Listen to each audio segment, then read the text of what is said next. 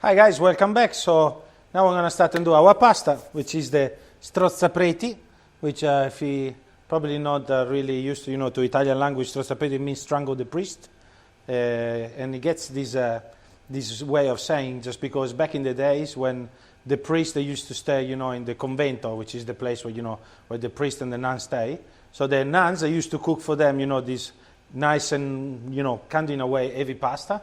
So what happened after, their desire for them is going to lower a little bit back. And, at least they wouldn't get, too much attention, let's say. So they start with the flour. So we got, for this recipe, around 300 grams of flour. Then we got some semolina. Little pinch of salt, not too much. And water. So very simple, as you can see. So everything in, like we did before, we can just help ourselves with a little cross on the knee, so it will move. And then start again from the sides.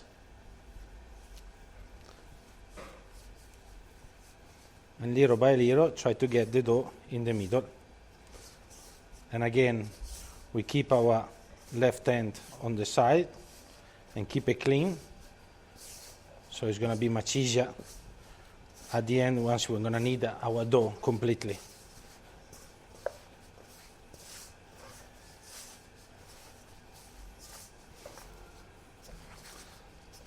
So Strozzapreti is another traditional dish from Emilia-Romagna, more from Romagna we say. So you will find it just right on the coast. The real traditional one is call it probably ragu, but we use actually sausages. It's not the one I'm proposing today, but what I'm proposing today is with seafood, because obviously, and coming from the coast in Cattolica, we actually use a lot of seafood, and the majority we will find it is the Strozzapreti with canocchie, which unfortunately we don't have canocchie here, but what we do a real classic that you can find in any other restaurant, which is Strozzapreti e Frutti di Mare or marinara, seafood, A lot of names, the purpose is still the same. So the dough is almost ready, as you can see. We just give a little bit more work so it gets all together. There's no lumps of flour. And again, rotate. So at least we make sure, as you can see, it's almost get together. There's no lumps of flour. You see, as you can see, my hands, this hand is still clean. This one just lightly. But it's much easier to work when you got clean hands. So now, like all the other dough pretty much, either is pasta or you do bread, or in this case, Strozzapreti, a different kind of pasta. The doughs always need to rest. So once again, form the bowl, put it here on the side, we cover up, and we let it sit here for probably another half an hour, 40 minutes. And then we're going to come back and going to show you how to make them. Boom. Okay guys, so now 45 minutes are gone, and as you can see, the dough is quite rested, it's nice and soft, and wherever we point our fingers, it actually stays. So that's how we know that it's ready to go. So I'm going to stretch even just slightly with our hands first. We're going to need to use a little bit of flour to help, so it's not going to stick. It's a bit more sticky of the piadina, for example, that we actually did before. So we put a bit of flour. And again, starting stretching with the rolling pin. So for the one that they actually got a pasta machine, they can actually even use that, and it will be a way easier. In this case, I'm actually using the rolling pin, so at least everybody can do at home regardless the fact that they got the machine or not. And actually, back in the days, they didn't use the machine, so definitely my grandmother, I don't think I ever seen her a pasta machine at home, but this was the machine, the real one. Mattarello, we call it. You know why Mattarello? The Mattarello, they used to use it back in the days, the women when they didn't behave their husbands, and that's why, making pasta and boom, Okay, anyway, almost there. Just a little bit more. So it doesn't really matter which shape we're giving, it's just a matter of thickness. So what we want is pretty much 4 millimeters in about, So as you can see, we're almost there.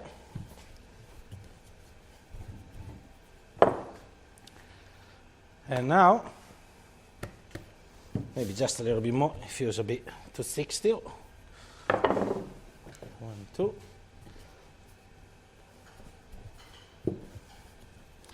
Okay, now, at this point, we can just cut the dough enough. As you can see, the dough is rested, but slightly still is gonna still getting together. So we did let it rest for 45 minutes, but obviously if you got even time, you can even do it like, I don't know, 1 hour, 1 hour and 15 to make sure it's nicely rested. It's gonna be even easier. But 45 minutes is definitely enough anyway. Okay, so at this point, what we do, we just start cutting into stripes. So this is the easiest way to do it at home. Then obviously, like I said, if you got a pasta machine, and if you actually got also the attachment for the tagliatelle, that would be even easier because you stretch the pasta, you put it through the cutter of the tagliatelle, and then you can just spread it on the table, start and roll it, and here you are. That's how actually we do it here at Pentolina. Okay, so now at this point, we got all of the dough is there. So all we need to do is going to be just roll in between our hands and stretch, as you can see, and cut. So the size of the strozzapreti will be pretty much your hand. So once again, stretch and cut. Here again. Don't forget, once in a while, to put a bit of flour, because the dough and bean are lightly sticky. So what happens otherwise, they're going to start and sticking between each other. So again, you can see. And again. And then when you get a little bit more comfortable, you can start and progressively add a little bit of speed.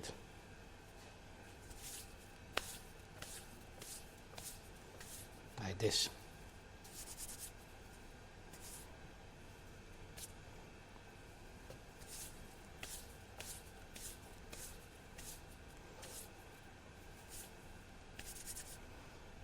So this is a kind of pasta that requires a little bit of time, as you can see, but it's really good, it's cost effective, because, as you can see, it's almost flour and water, and so, but you will see that the results, it will be fantastic, because this texture that it gets a little bit gluey is going to incorporate the sauce so good, that either you're going to do this fish sauce, or even you want to just do a sauce with the ragu, like I previously said, with sausages. It's going to be fantastic.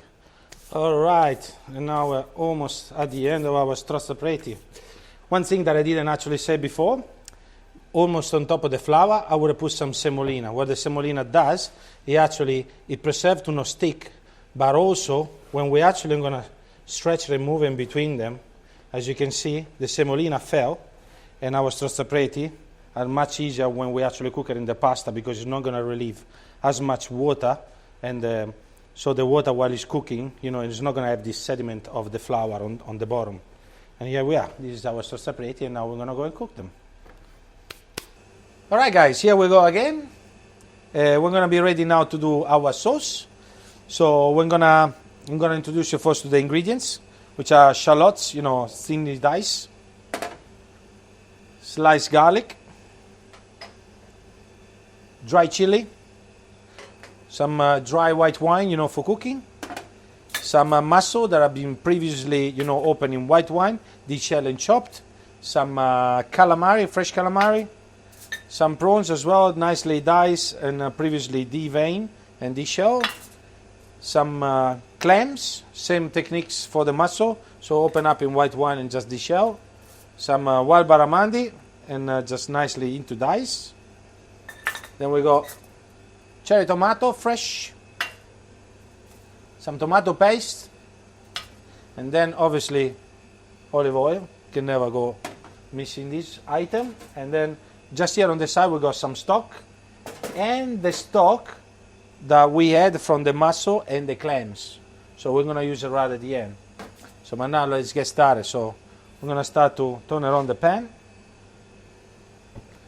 We put the olive oil in the middle. Don't be shy with that. My grandmother never been. Alright, so we put some of the shallots in. You don't have to wait that the pan is hot. So you can start it from cold, and little by little actually you can gradually see when the shallot is cooked. So for me, majority of people, they say, you need to turn around the pan hot and put the, inside the, the shallots. But obviously you don't have to do that. We started now so we can actually technically, see when the shallot is cooked and get to the point where we want to. So we're going to let it go now probably for about 5 minutes and sweating off gently, maybe more 3. As you can see, the shallot is starting nicely getting a little bit translucent. So when I get it translucent, that's when we can start it and dropping the rest. So at this point, you can actually put the garlic. We don't want to put it from the start because in this scene, what happened, it might gonna ends up in burning. So we're adding now for the flavor. Just add a little bit of salt. Turn a little bit lower the flame. Try to keep always the mix on the inside because the heat it comes from the outside. So in keeping the mix in the middle, it's not gonna burn. And then we just put the lids so at least accumulate all the flavor inside, and gently it's gonna cook and simmering, but it's gonna at least take it away a little bit of time, about 3 or 4 minutes less. Okay, we check our shallots. It's getting there. Obviously, in this case, I use shallots, but even we can also use some onions or red onion, or mix shallots and onions. So Soffritto usually is always the base is onion or shallots, garlic. Then when you do bolognese, we put carrot, celery. But in this case, I like to use just shallots and garlic. So at this point, we can add the chili as well. And now, because we don't want to get too much color, we want to just light it up the fragrance of the shallots and garlic coming out. Now we can start adding our fish. So we can start with the prawns, the barramundi, the calamari. So now we can turn the flame higher and we spread our fish all over the pan. So we can use all the heat. So we're going to get the aroma out of the fish. A little bit of seasoning. Beautiful. I'm using a Maurice in this case, or a wood spoon that you can do as well. It's just because it's practical for me and it's not going to impact the pan, as the pan is a non-stick. It's probably much more practical, we say. So as you can see, our fish is starting, starting getting lightly the color that we want. So as you can see, I kept the mussel and clams here on the side. I don't want to just put them just yet because they're already cooked.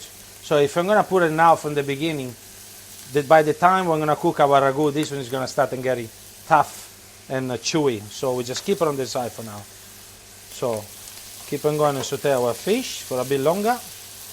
As you can see, I didn't wait too long before putting our fish. Otherwise, what happened, our shallots now would be burned. Instead, our shallot is starting almost to get the color while it's getting the color together with the fish. So we keep it spread it so the heat is all even.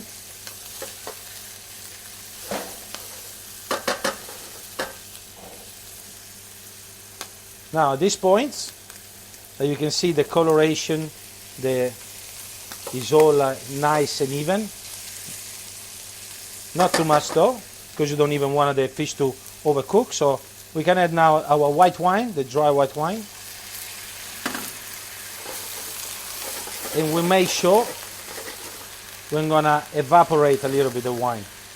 As you can see, it's all nice and quick.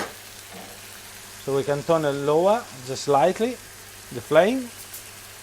We put the cherry tomato, a little bit more seasoning. Turn it back up, the flame. Now, tomato paste.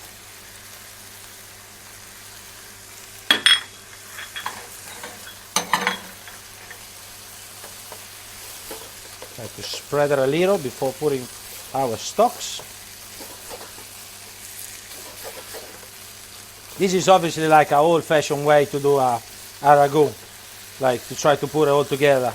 Otherwise, usually in restaurant, what we tend to do, maybe we tend to cook the fish at the last minute. You know, we have our basics ready, and we just assemble almost at last minute. We're not going to use tomato paste, obviously, because tomato paste is required to be cooked for probably at least 10, 15, or 20 minutes. But in this case, I show you the easiest way to do it, or the way that is very traditional. We used to do it back in the days. So at this point, you know, we spread our tomato paste, and if we start to smell the fragrance, we can put the fish stock, the stock from the mussel and clams, which I won't add any more salt because this one, it was already salty on its own. So what we do now, we just spread it, the sauce. Beautiful. We're gonna just put the lids and put a little bit lower temperature, like medium-low heat, and we just let it simmer for about, I would say probably 45 minutes to 1 hour. And then we can get back and we can start cooking the pasta. Okay, here we are again now. The sauce has been cooking for about 45 minutes. And as you can see, still lightly simmering. The sauce is kind of nice and thick. So, like I said before, there's no need to add more salt. You are more than welcome to try, but I'm pretty sure they will be just right. So, at this point, what we do, we have the strozza from before that has got still a bit of flour and semolina. So I'm going to try to do now that they've been drying a little. We put it through like a sieve or something to strain it. So I'm going to relieve all of the exceed flour and semolina. As you can see here, all the semolina has been going down. You can put the rest here.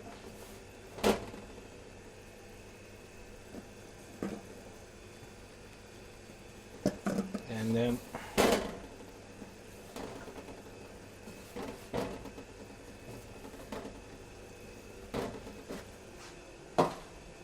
all of it.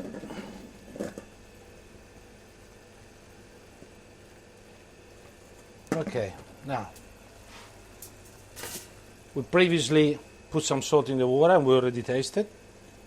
And now we just simply drop our strozzapreti into the water. It won't take long to cook them. It will probably take about 2 minutes, 2.5 minutes. Then it all depends on the size of the pot where you're cooking them. So the smaller there is, the quicker it's going to go back up to boil. If it's going to be slightly larger, obviously it's going to take a bit longer to go back up to boil. So it's going to probably take maybe 3-4 minutes. Just give a little bit of a stir.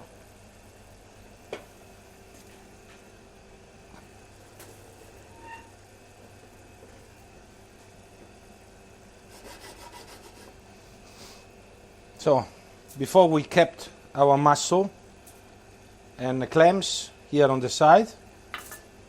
So now it's going to be about the time when the pasta is going to be cooked to just actually add them all together. See what a nice consistency, nice and creamy. All is binding together. Give a little bit more of a stir.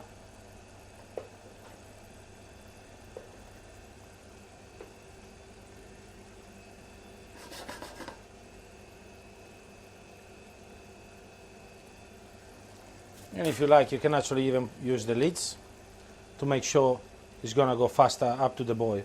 So the good thing when you cook the pasta, usually the quantity of the water should be almost at least double than the pasta. First and second, once you start cooking the pasta, the water should be always keep on boiling. So as you can see now, because obviously we are doing more like a smaller portion, but we really need to get up to speed the water and to get up to boil. Otherwise the pasta will lose its, classic that we call it like al dente. So here we are, as you can see. The water is boiling now. So the pasta is not just ready yet because it was just starting to boil. So we just wait for a minute and a half. The good thing about this pasta Strozzapreti doesn't really overcook because there's no eggs and it's fresh. So usually the pasta you do a more al dente when you actually use dry pasta, because there's been this process of drying the pasta, the durum weight, for such a long period. So what happens when you cook it, you want to just get up to the the soul of the pasta inside, we call the anima, and then it's going to be just lightly still in there, which you don't really get when it's fresh. When it's fresh, it needs to be cooked, not overcooked obviously, but cooked. So you can see now it's boiling quite evenly, so we can turn a little bit lower. Our 3 minutes are gone, so the pasta is ready to be put inside the sauce. So we can put it over the pan next to our pot, so we're not going to split water all over the place.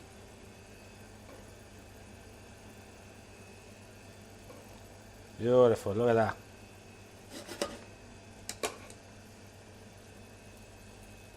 You can keep a little bit of the water cooking, it won't hurt. Now,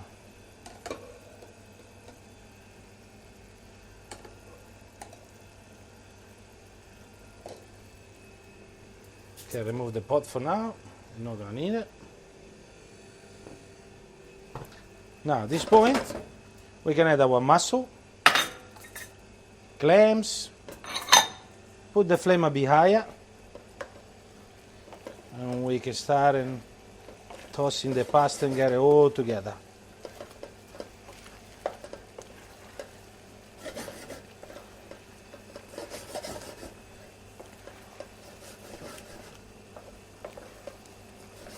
And as you can see, the shape of the pasta is slightly different. It's not perfect, but that's actually, when you do fresh pasta, that's how it should be, a little bit uneven,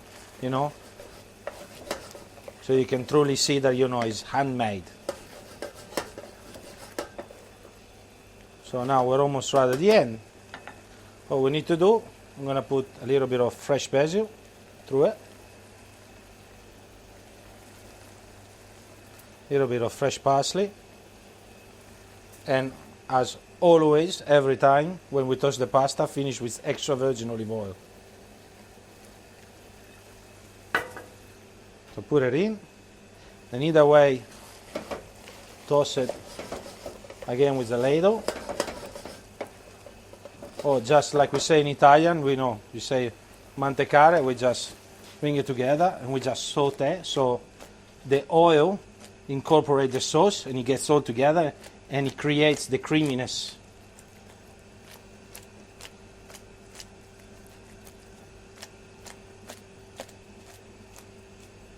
It's gonna be hot, maybe perhaps I turn it off the flame.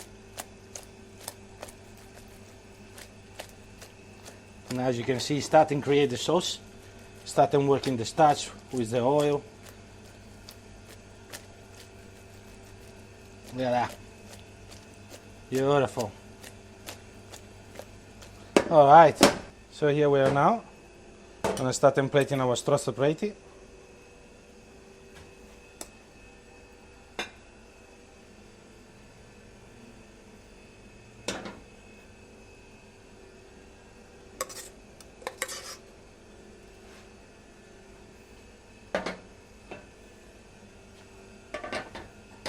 And here we are. Our Strozzapreti are ready. Buon appetito!